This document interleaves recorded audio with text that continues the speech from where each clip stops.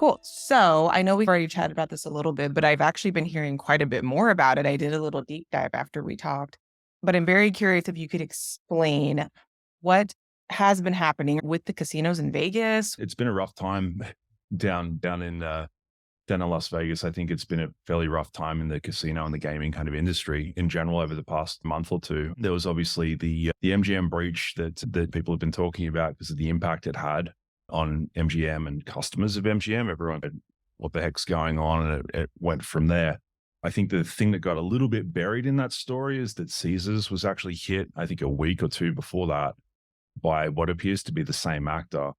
And what's happened since is that same ransomware operator's gone off and appears to be, they've figured out something that they feel works for them, and they're going out and lather, rinse, repeating out there across different gaming and casino properties and companies. Yeah. You mentioned that the way that the hackers got into, you mentioned it's a group, I believe you said in Russia. You mentioned that the way that they were able to get in was like basically just the way like you and I chit chat before every call. It sounds like that's how I picture it. I picture it just a friendly fellow just chit chatting, and then somehow they're able to like get a hold of this information. Is it really that easy? It can be. Yeah. So the attribution of the group, again, like all of this stuff is unfolding and all that kind of stuff. So the different kind of attribution comments that I'm making are based off current information. And we'll see how everything evolves, because like when something like this happens that's so impactful and so noisy, definitely information comes out over time as well. But it appears to be a group called Alpha V, which do operate out of Russia. They're basically a ransomware group, and they're known for social engineering as their initial access technique. So as a crew or any kind of criminal crew that's wanting to do something inside an organization, your first job is basically to get in. Once you're inside, generally, it's oftentimes a lot easier to move around and do what you need to do, because security just tends to be like that. I think larger organizations have this kind of crunchy shell, but like a softer center. So the first order of business is to get through the crunchy shell, right? And Alpha V are known to use social engineering, which is what you were just calling out, this idea of like, I'm going to be Fred from the new guy in finance who's having trouble with their computer and seems super friendly, and I'm just going to try to talk this support engineer into giving me access to something that I probably shouldn't have.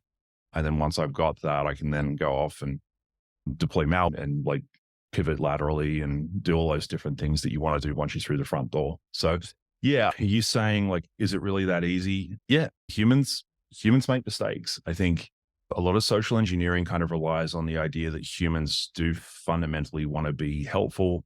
Oftentimes humans, like there's a fear of losing your job, that if you're conducting social engineering, you can actually leverage that, create this idea of like, if you don't do this thing, even though it feels like it's uncomfortable or the wrong thing to do, maybe you'll lose your job if you don't do that. So that puts pressure on the operator to do the thing that actually gives me access as a bad guy.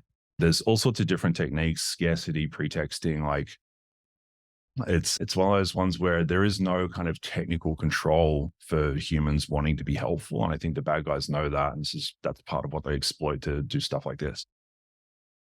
Right. And it's really so lost on me that you know the names of them. You talk about them like there's all this information on this group, but we still aren't able to like really know who they are. So we still can't really protect ourselves from them. And I imagine it's very political. I imagine there's a lot of things behind it other than they are just secret bad guys with masks. Is that sort of the case, that we're like at the mercy of politics, like way outside of what a casino could possibly like know and control? Yeah, in some ways, yeah, that's true. At the end of the day, one of the reasons why when you hear about, yeah, this particular group with this particular name has this particular technique that they're known for, like the reason for that is because there's a person or a couple of people inside that group who are people just like you and me. Like they're not phantom kind of internet floating things. They're just humans that have a particular skill, right?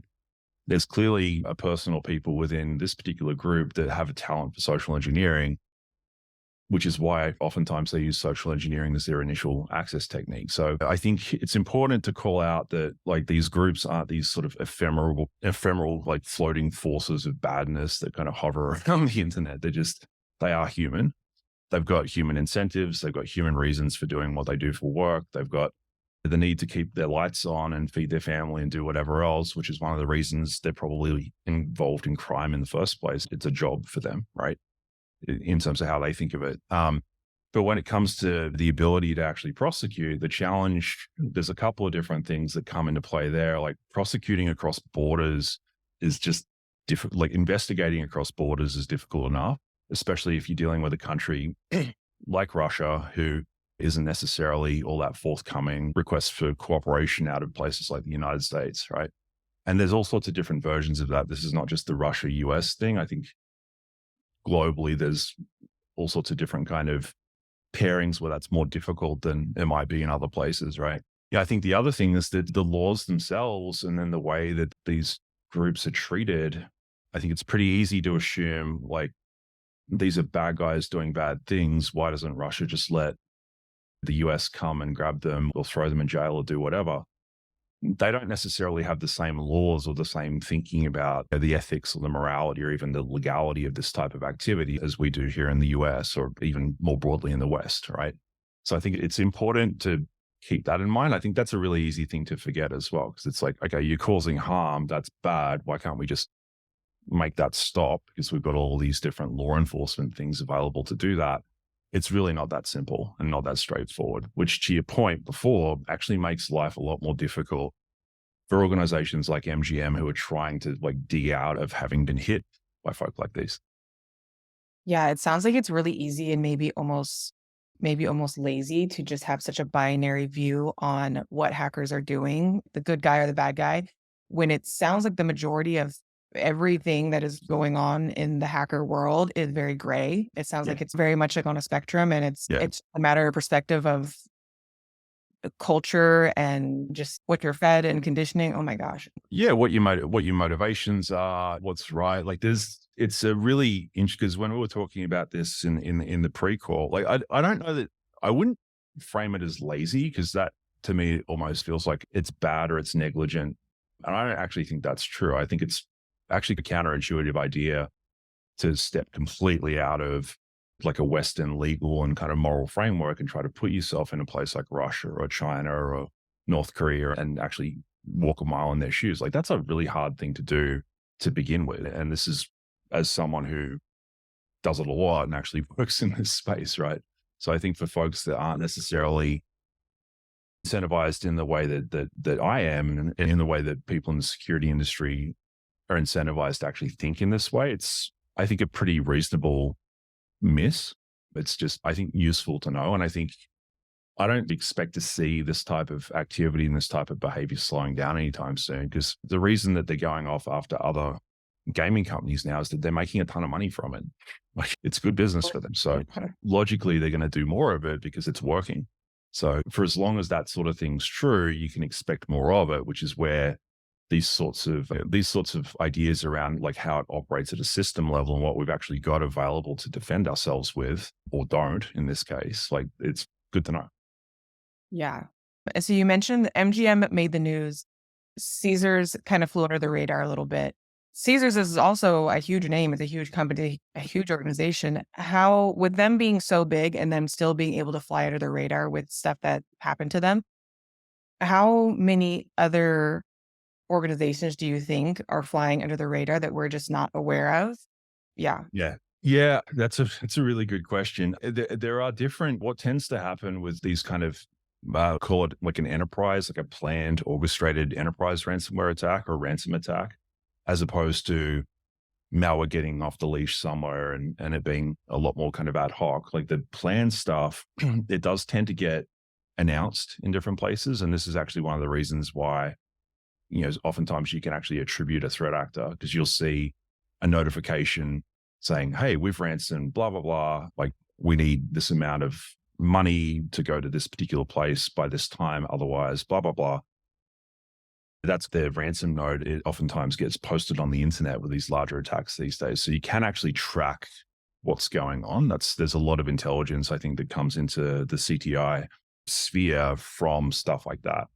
I think the main reason why it felt like Caesars flew under the radar is that MGM just was a much more, MGM were, I think, more visibly impacted in terms of like the effect it had on their operations, on their customers, on all those sorts of things. It just turned into a bigger story. Whereas what we've heard, and again, I'm qualifying that because confirmations need to be had, but we can be fairly confident on some of the things that we've heard or been able to derive. Like it seems that Caesars actually paid the ransom. And so the bad guys kept their end of the deal at that point. They were able to actually restore operations. So like, yes, that is a noteworthy thing that happened, but in terms of seeing like flashing lights on top of poker machines and all that kind of stuff that happened in the press for MGM in the week that it happened, it wasn't anywhere near as dramatic. Does that make sense? So I think that's a big part of why there was such a huge amount of volume around the MGM stuff that it drowned the other things out. And you mentioned to me before that the hackers will come in, and not only will they like seize their ability to operate for the day, which loses them just millions and millions, but then they will also find a way to, you mentioned like they have a crunchy layer and then like a soft layer in the middle. You also mentioned that they're able to get through the first layer, and then they're able to get through secondary layers of backup operation ability. All of that in mind, there's so many layers of protection, I suppose, for organizations that big, but they're still able to get in. What can organizations do, I suppose, to What possibly do? protect themselves? Just panic and run around. That's obviously not a good answer, but oftentimes I think it's how people can react to this stuff. I think the biggest thing to do, and this is something that I've always recommended, I see a lot of other people recommend it as well to organizations of all sizes, do a tabletop exercise, like what's literally referred to as a tabletop exercise. And what you're doing is you're sitting around a table and saying, all right, if that went away, like if in the case that you just talked about, if our production systems got denied and encrypted, but then our backup systems got taken out so we couldn't restore, and then also our primary kind of failover and high availability systems got taken out so we didn't even have a skeleton set of infrastructure to continue operations off, like what would we do? Like what would our response to that actually look like? How long would it take for us to recover? How much would it cost? All those different pieces. And I think that exercise in and of itself, oftentimes what happens is people realize we should probably allocate some budget to making our backup processes more resilient, making sure that things get tested. It's not just that there's disaster recovery available, it's that for a fact that it works, because you don't want to be testing that when you need to, right? Like you need to test it when you don't need to. So when you actually need it, it's just there and it just does its thing. I think that is honestly the most productive thing to do, because you want to freak out about this just enough to start asking new questions that are going to make you more resilient as an organization. Like the whole hair on fire comment I made before, I don't believe in freaking out so much that you get paralyzed and don't do anything about it or just give up, right? I think I've seen organizations do that. I don't think that's the right response. It's getting just productively paranoid enough to do the next things to make your organization more resilient. Yeah, and I've talked a lot about business operations stuff. Obviously, make it harder for them to get in as well. Like this is where companies like Bugcrowd and the security research community can come in and basically say, hey, if I was a bad guy trying to get into your stuff, here's how I'd do it. And here's how difficult or easy it might be. That sort of knowledge from a preventative standpoint, that's incredibly important too. I think with ransom, like it really is more about the business availability piece. I normally jump straight to that, like close your vulnerabilities off answer, because oftentimes it is the answer. I think with ransom, the whole idea is like, I want to deny you access to your stuff until you pay me to get it back. And that's my business model. So you want to not be like fully victim to that. If when it happens, you want to try to maintain some sort of control as an organization when that happens. And thinking it through in that way, it's like, let's just assume that we're not going to fully prevent this. At some point in the future, this will happen to us. What then? How do we approach it from that point forward? Yeah, it sounds like a healthy amount of fear of worst case scenario is going to set you up to protect yourself, I suppose, and take the steps you need to protect Yeah. yourself. And there's a fine line between pessimism and realism, getting to the point where it is like, okay, let's be realistic about the fact that like our peers are getting hit by this stuff and it's affecting them in a huge way.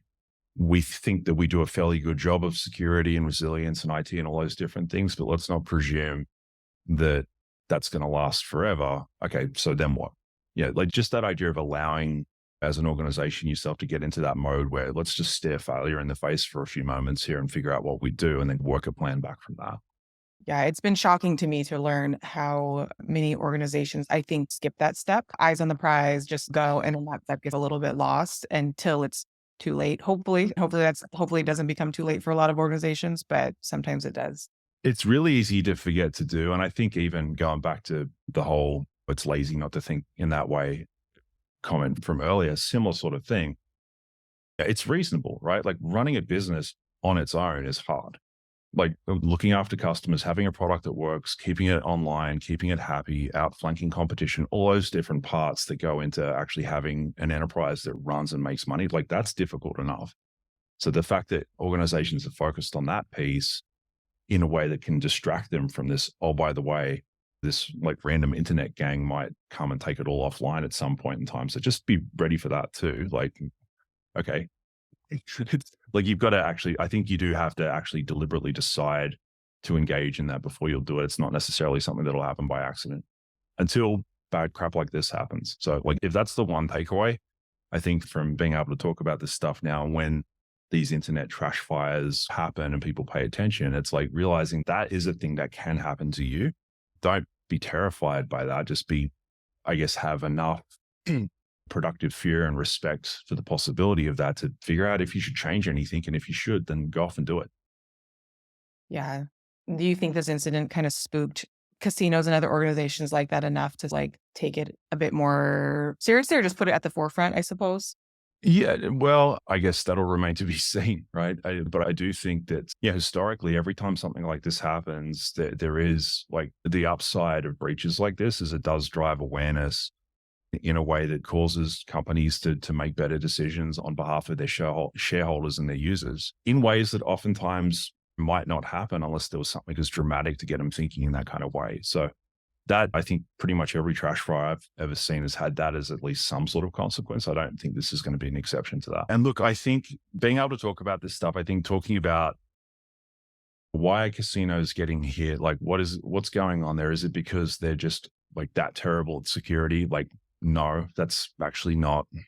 Clearly, there could have been improvements because of the impact that we've seen, right? But I don't think that that's a unique thing to that vertical. I don't think that's the root cause. I think what's happened is the bad guys have realized that the combination of the cost of attack and the kind of return they can get from this particular vertical in the market makes a ton of sense for them as business owners. And they're just going off and doing it again, which if I was in their shoes, I'd be doing exactly the same thing. So knowing that's the root cause behind it, okay, cool. Like, let's think about crime in that sort of way and then think about how we defend ourselves in that sort of way as well. Yeah, it makes a lot of sense that casinos would be targets because they bring in so much money. And I would imagine there is so much involved in running a casino that it would be like, how are you gonna, you're so busy running all these like wild logistics just to be in Vegas and do your thing. And as a ransomware operator, like you need to be online. What is like New York's the city that never sleeps, but Vegas has that vibe to it as well. And it's a real time, like 24/7 thing. Like the cost of downtime in this industry is huge. And the bad guys know that. Like it was a similar thing when they started attacking the healthcare industry during COVID, which is horrible, right? Like it's abhorrent as a decision. But if you just take that hat off for a second and think about it purely through the business lens, it makes a ton of sense.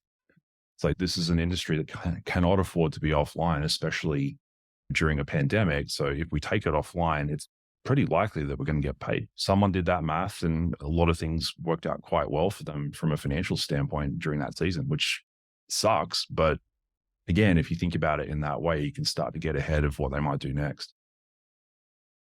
That being said, I'm curious, do you or are there people who are able to like predict what industry could be targeted next, given that you seem to like know a number of the variables that go into making this decision?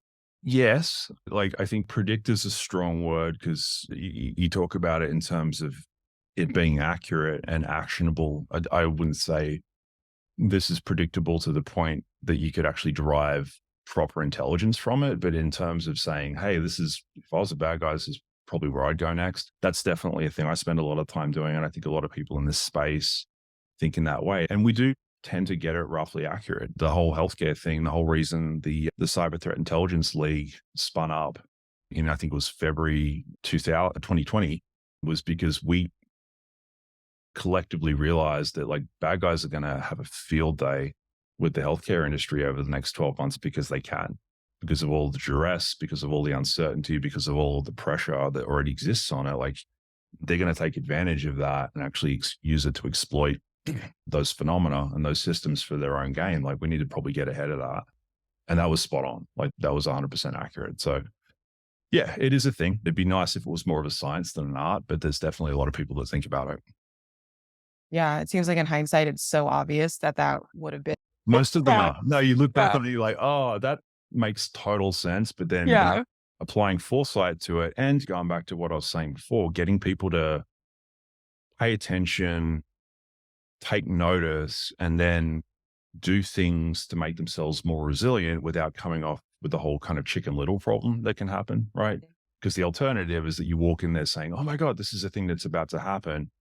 And security vendors walk into organizations with that kind of story all the time, and you do become immune to it unless there's a real reason to believe that that's actually credible intel at that point in time. So there's some really fine balancing acts to play on it, but it does seem to be working. And again, never let a trash fire go to waste. I think this whole thing with the casinos, it's like, yeah, that's how this works. Like if you're concerned about that as an organization, good, you should be, but you can actually take that concern and turn it into something productive by working out what can you do to make yourself more resilient in a rational way. Yeah, so it sounds like, yeah, don't let this learning lesson go to waste. Exactly. I think that's the main takeaway. And whatever we can do as a company to help people think through risk, think through vulnerabilities, all those different things, that's one of the big reasons why Bugcrowd's here. But I think it's good to talk about this particular incident as a very visible phenomena on the internet over the past couple of months at least, and a good reason to be thinking about security in a fresh way.